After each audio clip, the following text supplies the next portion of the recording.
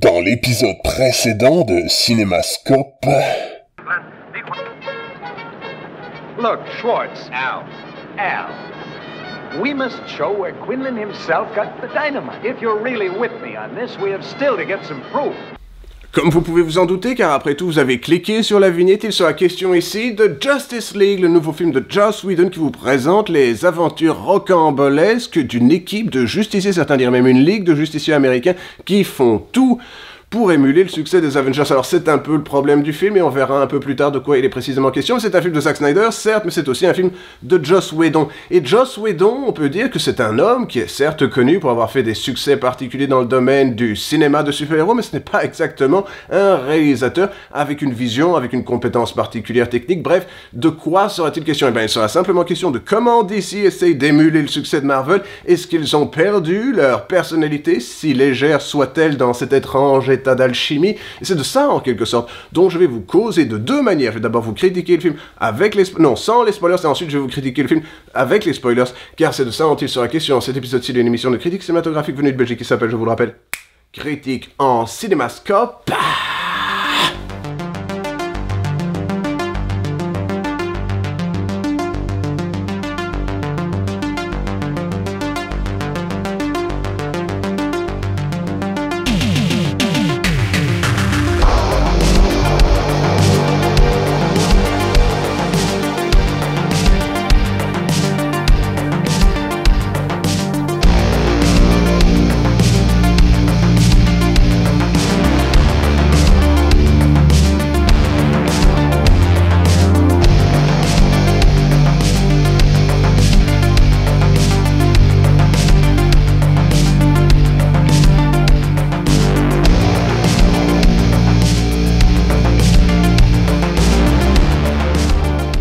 Avant même de commencer, je vais vous proposer un petit préambule, car je suis parfaitement conscient du fait qu'il est impossible de faire un préambule après avoir commencé quelque chose. Ce n'est pas comme ça que fonctionne la langue française.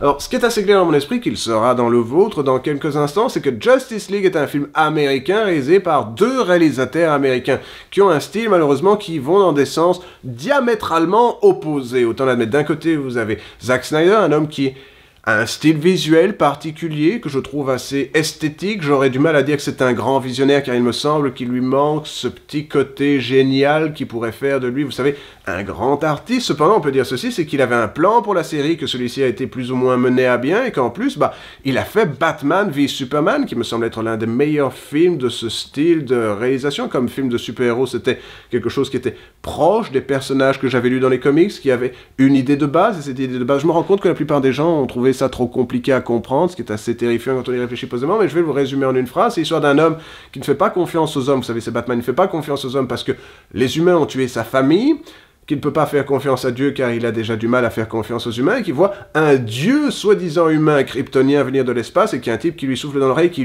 doit lui péter la gueule, parce qu'il doit lui péter la gueule, c'est un danger pour l'humanité, si jamais il était méchant, que ferait-on? Et ensuite il se met sur la gueule, et à la fin, spoiler, Superman rentre dans ce fameux coma kryptonien, qui est celui qui lui permet de, vous savez, Death and Return of Superman. C'est assez simple.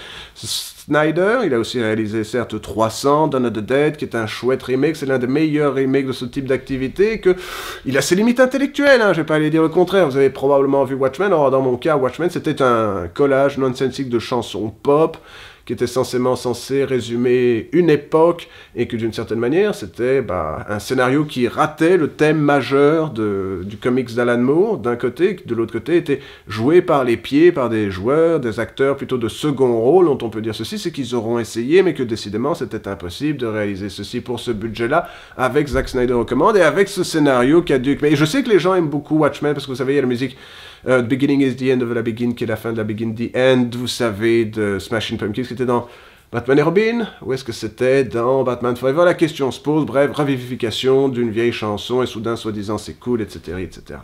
Et de l'autre côté, vous avez Joss Whedon, un homme qui est certes connu pour quelques succès dans ce domaine-là. C'est lui qui avait grosso modo lancé les Vengeurs pour Marvel, et qu'on peut dire ceci, c'est un homme qui a eu beaucoup de chance dans sa carrière, car c'est un scénariste de 3e rang, qui est connu pour être un réalisateur de télévision à l'époque où la télévision n'utilisait pas d'ailleurs des réalisateurs du niveau de ceux du cinéma. Ce n'est pas un réalisateur de télévision, vous savez, à la HBO et tout ça. Non, c'est un type qui était connu pour Alias, et des choses comme ça, bref, voilà. Mais toujours est-il qu'il est soi-disant connu pour un style de répartie au tac, où tout le monde se répond avec la même voix, et est très drôle et très intelligent, mais qu'en fait, c'est grosso modo Joss Whedon qui écrit sur Joss Whedon, qui parle à Joss Whedon, et Joss Whedon répond à Joss Whedon, qui a la même voix que Joss Whedon, et tous les personnages sont indiscernables, et c'est un peu ça le problème de Joss Whedon. Et c'est très simple de voir quand une scène dans ce film est réalisée par Joss Whedon, parce que soudain, le film ressemble à, je sais pas moi, n'importe quel épisode de télévision des années 2000, vous avez un type qui parle comme ça, et de l'autre côté, le contre-plan vous propose l'autre portion du discours quand la personne répond, c'est genre toujours des phrases qui sont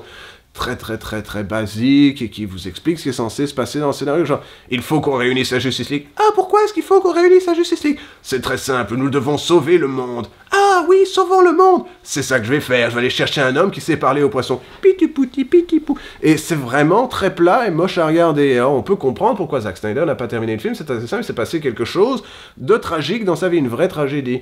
Sa fille s'est suicidée, alors il a héroïquement terminé le premier bloc, le bloc principal plutôt de photographie du film, celui qui en fait le plus gros du travail en quelque sorte, et de l'autre côté, il s'est dit, si vous voulez laisser quelqu'un terminer les 15 à 20 derniers pourcents, pourquoi pas Joss Whedon, parce qu'après tout, vous savez, les gens aiment bien les films de Joss Whedon, ils aiment bien les films Marvel pour les gens qui ont de 3 à 6 ans, et que c'est probablement ça le problème de Batman v Superman, c'était plus un film pour les enfants de 12 ans, vous voyez, c'était un tout petit peu plus dark, et les choses sont graves, et la planète est sombre, et l'espoir se meurt, et Dieu est pas une certitude, et oh non, regardez un alien, et des choses comme ça, bref.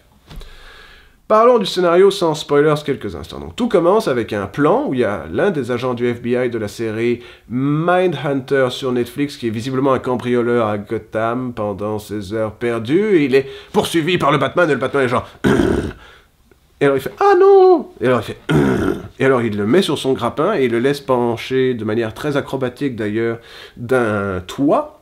Pourquoi ?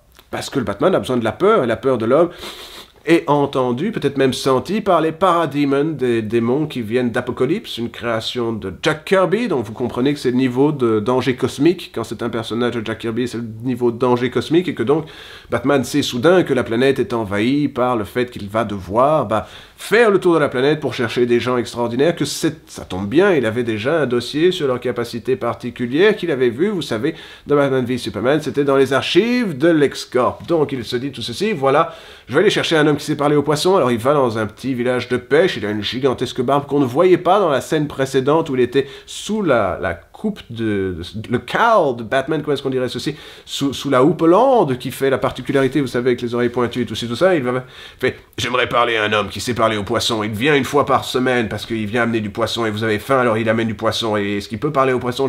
Je suis anormalement intéressé par le fait qu'il sait parler aux poissons, les enfants. » Alors ils font « Ouais, va te faire foutre, t'es américain. » Il fait « D'accord. » Il s'en va, mais il y a un type qui le suit, que décidément, c'est l'homme qui sait parler aux poissons, vous savez, Khal Drogo, Jason Momoa, dans le rôle de Thor, le dieu des océans. Non, dans le rôle de précisément le même principe de rôle que Thor, je veux dire, il est soi-disant drôle, il a des cheveux un petit peu blonds, des dreadlocks et tout ça, il est très cool, mais voilà, c'est un homme, il vit là, sous la mer, avec les petits poissons, dans le royaume d'Atlantide, dont il est censément le roi, il perdra peut-être sa main ou pas à un moment, et que la question qui se pose est instantanément celle-ci, c'est que quand les choses iront mal, peut-être que oui, il aura une raison de se battre, mais là, pas encore, parce qu'on est dans les 10 premières minutes du film. Alors, simultanément, il y a des gens qui sont en train d'attaquer quelque part à Londres, parce qu'il semblerait que Wonder Woman soit à Londres, parce que vous savez, elle a terminé la Première Guerre mondiale, elle n'a pas bougé en un siècle, elle est toujours à Londres, et alors il y a des gens qui sont des extrémistes religieux, qui sont là genre, il faut faire peur aux hommes afin qu'ils croient en Dieu, car Dieu est mort. Vous savez, Superman c'est Dieu, Dieu est mort. Alors elle déjoue tout ceci, vous savez, avec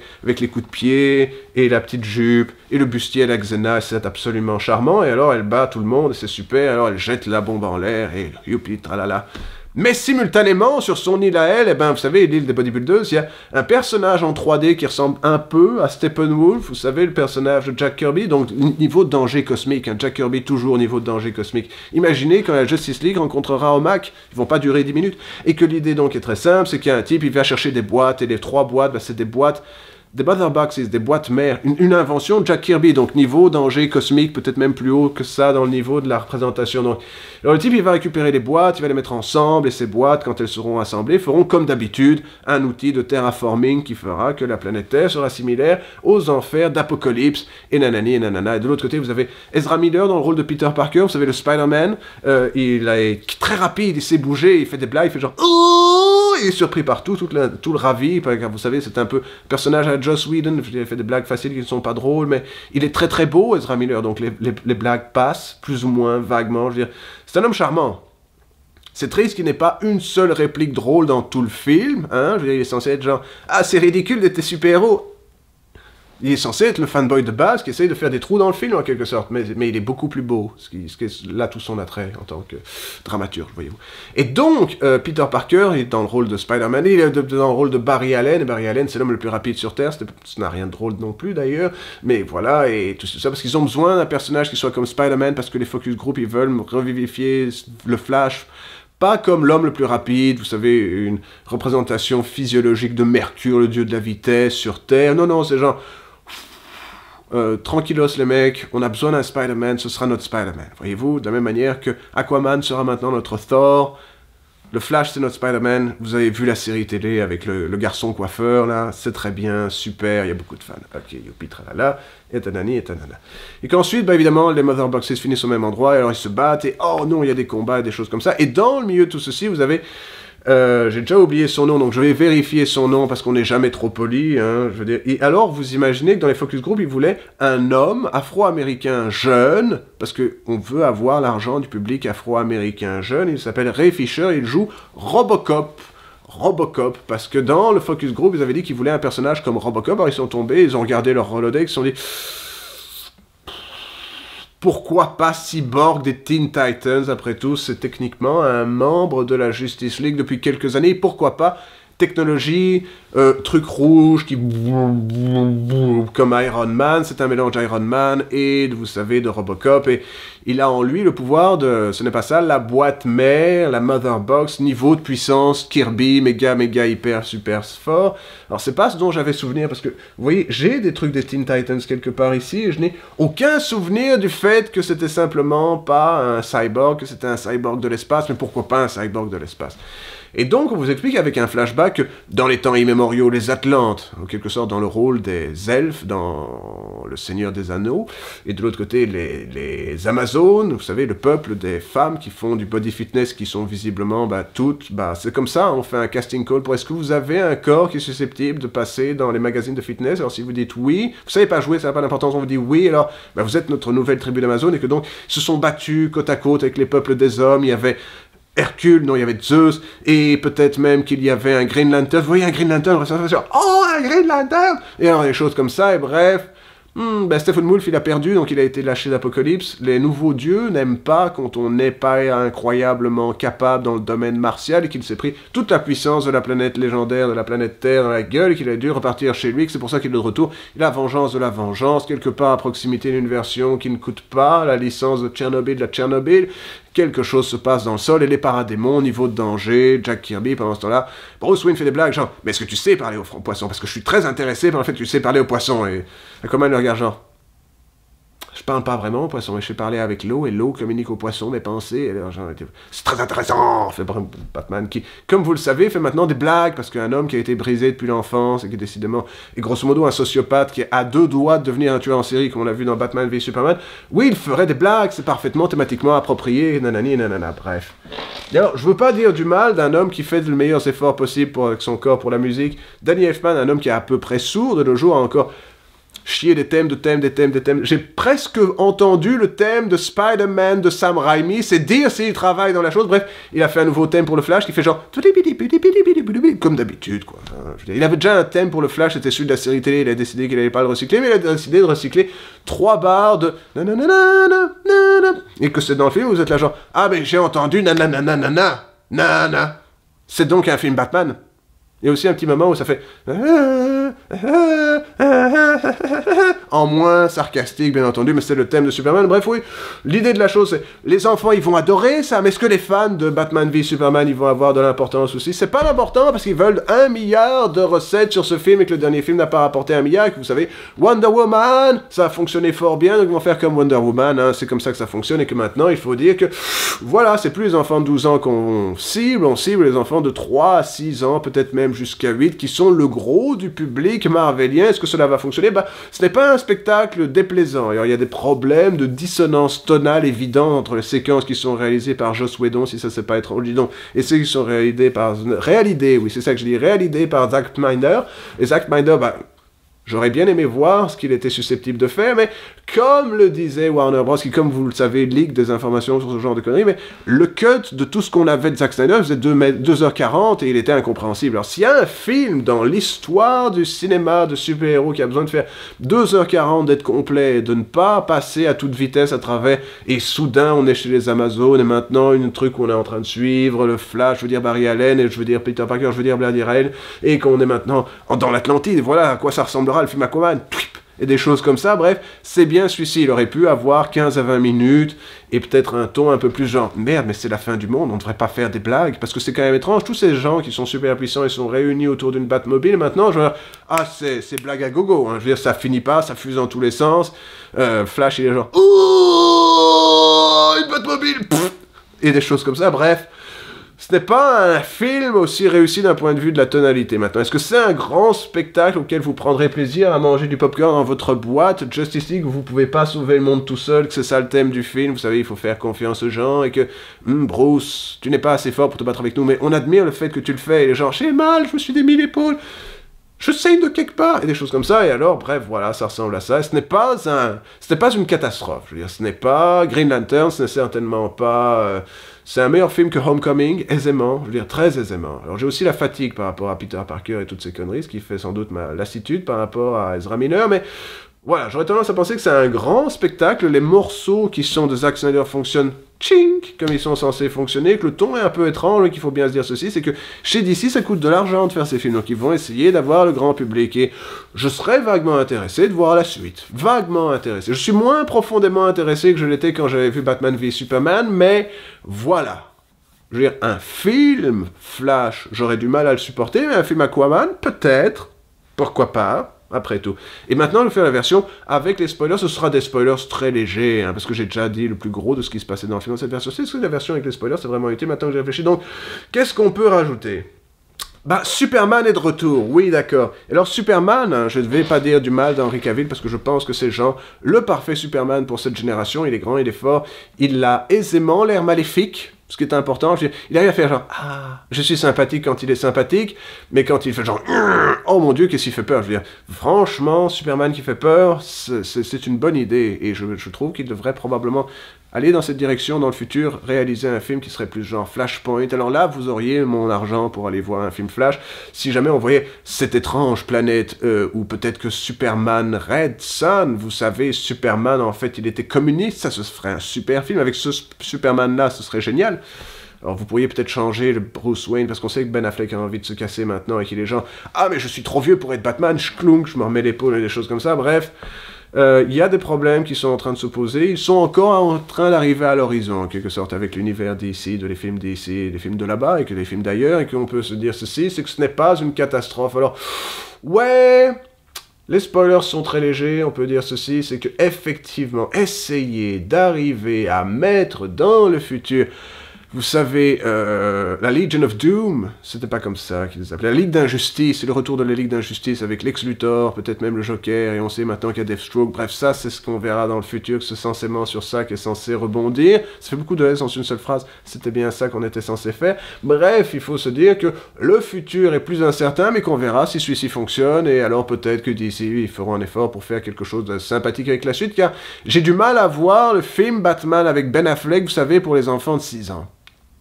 J'ai du mal à le voir dans mon esprit, je veux dire. Peut-être qu'ils vont faire comme Deadpool, que maintenant il fait des one-liners, et que quand on lui coupe des bouts, il repousse des choses comme ça. Bref, la question qui se pose, c'est pourquoi fallait-il changer les plans de base qui, pour ce que j'en comprends, étaient censés mener à Darkseid sur Apocalypse, joué par Madame. Car vous avez Ben Affleck, vous avez le méchant, c'est Madame. Cela fait sens aussi, pourquoi pas, voilà. Par exemple, peut-être que Steppenwolf, qui était sur une Magic Carpet Ride, était en train de retourner chez lui, il a fait choué Darkseid, il fait genre, t'es de la merde, je vais faire tout ça moi-même, car vous savez, je suis super méga fort, et je suis Matt Damon, malheureusement, mais c'est comme ça que ça fonctionne, car ils se sont fatigués à demander à Matt Damon de jouer dans un film. Alors réaliser en 3D, à faire les cuts qui vont avec, à avoir un film de 2h40 où c'était là, ça, la menace à la fin, on finit sur un cliffhanger pour avoir Justice League 2, et vous avez pas l'ombre d'un Darkseid dans le film, vous avez Jesse Eisenberg qui est toujours genre, ah, je vais faire mon retour dans la planète, et on va faire peut-être une Ligue d'injustice, parce que c'est un truc copyrightable, que les gens ils aiment bien avoir l'impression que voilà, et on aura peut-être Sinestro, mais on aura le Joker, Deathstroke, faut pas aller rêver trop loin, les enfants ils auront pas Sinestro, parce que Sinestro ça nécessiterait qu'ils aient déjà leur Green Lantern, et que voilà. Alors je me demande pourquoi Cyborg, je veux dire, vous auriez tout aussi... Je sais que parce qu'il était teasé dans le premier film, hein, je suis pas débile, mais pourquoi pas plutôt le Green Lantern, John Stewart, comme ça vous avez de toute manière cet angle international, intergalactique, et une explication sur le fait que oui, non, censément, je le savais, notre Voie lactée est protégée par les flics de l'espace, vous savez, les shérifs de l'espace, la Green Lantern Corp, les Green Lantern Corps, c'est pas une seule escouade de Green Lantern, c'est le Green Lantern Corps. Bref. Je n'ai pas grand-chose de plus à dire comme ceci, je ne suis pas déçu par ce film, je ne suis pas aussi enthousiasmé que je ne l'étais par Batman v Superman, parce que pour moi, je trouve ça très très facile à comprendre, c'est l'histoire d'un homme, il est brisé, il se bat quand même, voilà, c'est Batman, ça dans ma tête, c'est Batman. Batman, il a les cheveux un peu plus blonds, et il fait des blagues faciles sur les gens, et il se demande s'ils savent parler à des poissons. C'est déjà un peu plus douloureux à regarder. Bref, nous verrons. Alors, je vous donne rendez-vous, car nous sommes maintenant à l'avant-dernier épisode de cette émission de critique cinématographique venue de Belgique, du moins pour cette année.